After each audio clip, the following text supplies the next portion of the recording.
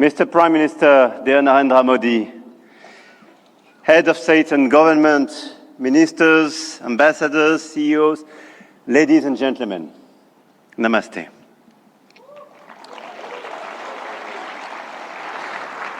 Thank you very much for welcoming us in this magnificent city, in this magnificent country. And it's great to be back after my 2024 state visit for this Artificial Intelligence Impact Summit hosted by you, Mr. Prime Minister. And I want to start with a story. 10 years ago, a street vendor in Mumbai could not open a bank account. No address, no papers, no access. And today, the same vendor accepts payments on his phone, instantly.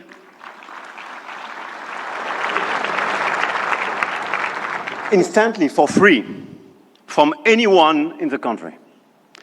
That is not just a tech story. That is a civilization story.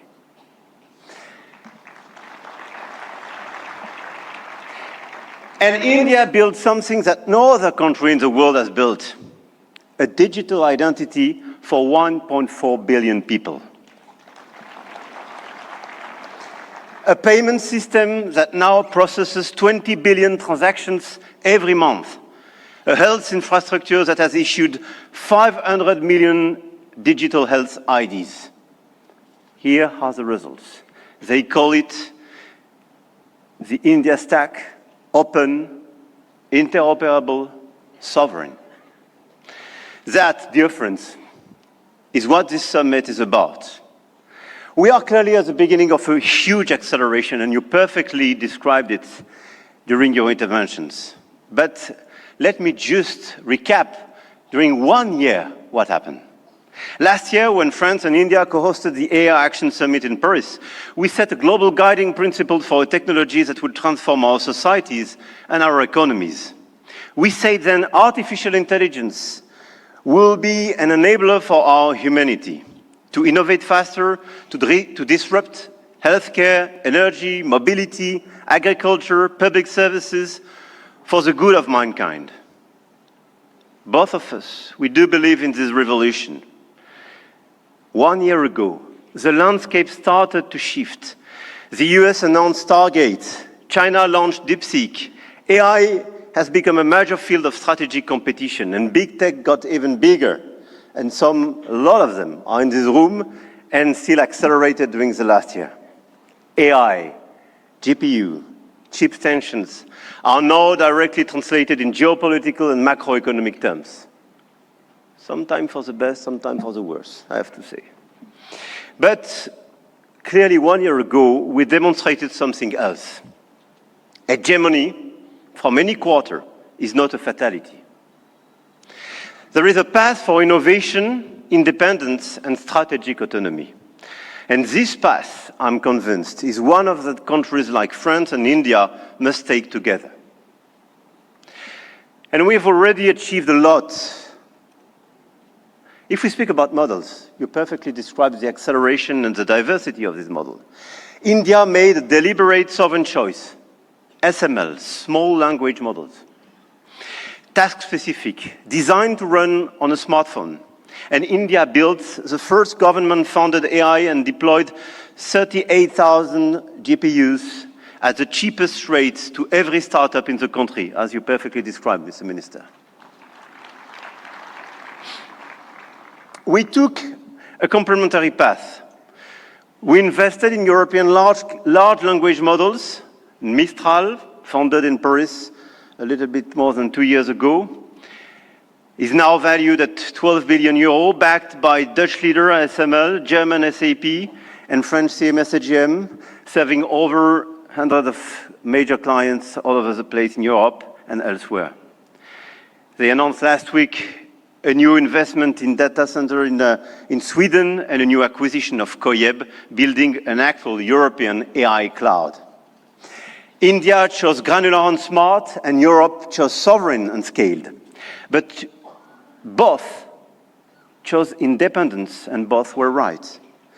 And this is as well the cooperation with LLMs coming from the US, and through cooperation, but cooperation based on mutual respect and independence, which could pave the way for progress. After the model of the infrastructure, you just described all the infrastructure made by a lot of large companies in India, and all of us, we are building new infrastructure, computing capacity. 1 year ago in Paris, we announced $109 billion in AI investments, and we are delivering this project with a lot of data centers, 58 billion euro in 2025, powered by our decarbonated nuclear energy. With a great asset, and this is very important indeed, to have low carbon and available energy. Last year, France exported 90 terawatt-hour of low carbon energy and pilotable energy, which is a huge opportunity to build faster and bigger data center. At the European level, 200 billion euro have been committed with the arrival of the Alice Lecoq exascale supercomputer, key component of our AI factory ambition shared with Netherlands and Greece, and we share the computer with them. Models, infrastructures, talents. India trains hundreds of thousands of AI engineers every year. With 500,000 engineers, India has the second largest developer community in the world. In France, we are doubling the number of AI scientists and engineers trained, and we've now more than 1,100 AI startups thriving in France, creating dozens, thousands of jobs. Harmattan AI partnering with Dassault, Gradium for voice AI, Poolside, Ash, Hugging Face. I could quote a series of these unicorns and large caps, and this is clearly one of our strengths. In quantum computing, the next frontier, France is not placing one bet. We are placing four technologies. 4 French companies, Pascal, Pandela, Alice and Bob, Quobly, and one ambition, to make Europe a quantum power, which is also the ambition of AMI Labs, Advanced Machine Intelligence Labs, from our dear Yann Lequin for Frontier Research. The smartest AI is not the most expensive. It is the one built by the best people and for the right purpose. Models, infrastructure, talents, capital, and adoption. This is where the Indian model is truly revolutionary, providing solutions for everyone in the country. From 200 million of Indian farmers in their own dialect, to travel advice for 400 million of pilgrims, or AI diagnostics for rural clinics, all running on India's digital public infrastructure. Open rails, near zero cost, adoption is key, and being inclusive is key. In Europe, our AI factories optimize energy grids, transform logistics, reinvent healthcare administration, and we are proving you can build a competitive AI industry while protecting your citizens' data. And opposite to what some misinformed friends have been saying, Europe is not blindly focused on regulation. Europe is a space for innovation and investment, but it is a safe space. And safe spaces win in the long run. I'm sure of that. Now, the point of this summit was not only to say, let's do more. It was to say, let's do better together. AI may be a powerful accelerator of productivity and a major shift for labor markets. This is why access to AI for all is critical. France and India share a common vision, a sovereign AI used to protect our planet and to foster prosperity for all. In health, we launched the Indo-French Institute for AI in Health, a partnership between Sorbonne's Brain Institute and AIIMS Delhi, and the partnership between ASH and St. John's Research Institute in Bangalore will use AI to transform hospital administration as well. In language, we jointly launched Current AI for sustainable and sovereign AI access. And this year, we announced an open hardware tool for translation into Indian languages and dialects. Because AI, that doesn't understand dialects is not AI for all. And this is why we do endorse this initiative for diversity in language. In sustainability, our Coalition for Sustainable AI now has more than 200 supporters. Today, with India and UNESCO, we launch an international challenge for sustainable AI models. Last year in Paris, we called it action. This year in Delhi, we call it impact. But the real name is simpler: AI together. AI and digitalization will be a key theme for the months to come. And the key theme of the Africa Forward Summit we will host with Kenya in Nairobi in May. The continent, the African continent, with the youngest population that will double in 25 years, deserves the best digital tools. And at a time when tensions are rising, there is an increased sense of urgency to direct all our digital tools towards this inclusive approach. And in order, indeed, to be strong here in India, but to be strong as well on the African continent. And let's focus all together towards bridging rather than dividing, creating rather than destroying, sharing rather than taking. France intends to use its G7 presidency to foster that vision.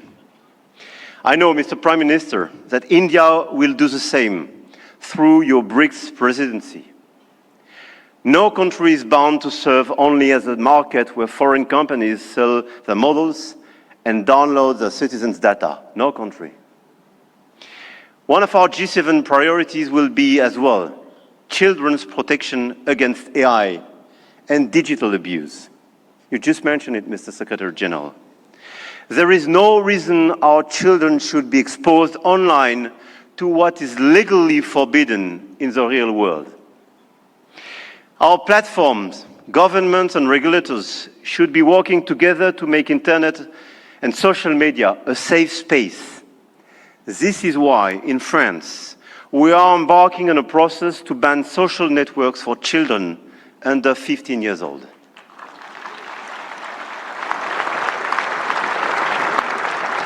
And we are committed here in this journey with a lot of several European countries being present here today. Greece, Spain. I know, Mr. Prime Minister, you will join this club. And this is a great news that India will join such an approach in order to protect children and teenagers.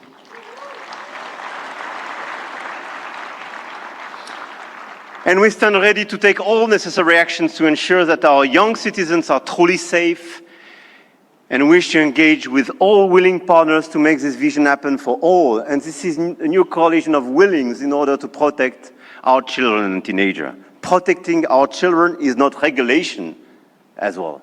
It is civilization. To conclude, the message I have come to convey is that we are determined to continue to shape the rules of the game.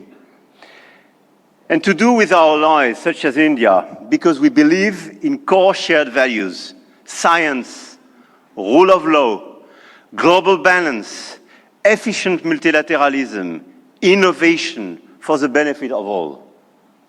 Now is the time to channel our forces toward what works. Concrete action and solutions that make AI more sustainable, efficient, and accessible. Targeted funding to leverage talents and creativity. Appropriate rules to prevent abuse and protect all our citizens. Strong partnerships that help build new AI solutions, more safe and more sustainable. I want to thank all the governments and business leaders present in this room and engaged in this journey. I know your goodwill and now your commitment in order to deliver these concrete results. We do believe in innovation, but we do believe in a better place, in a better world as well. And I don't believe one second it's incompatible. And let me say one more thing about partnerships, because this is not a two-player game. Last week, India and the UAE announced a joint AI partnership, a supercomputing cluster, shared data centers and innovation corridor. And India brings the engineers and the frugal models, and the Gulf brings the capital and the infrastructure. And together, they build faster than either could alone. France knows this equation well. With UAE, we engaged and they committed billions of euros for innovation and data centers in our country, and this partnership creates more value together. This is not dependency.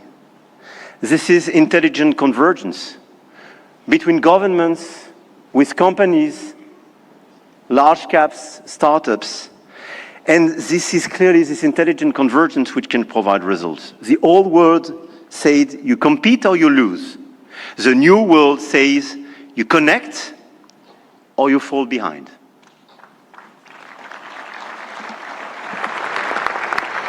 And I started with a story about a street vendor in Mumbai. 10 years ago, the world told India that 1.4 billion people could not be brought into the digital economy. India proved them wrong.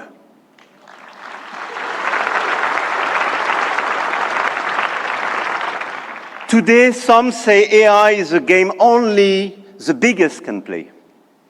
That you need $400 billion to be in the race. That nothing can exist between the two blocks.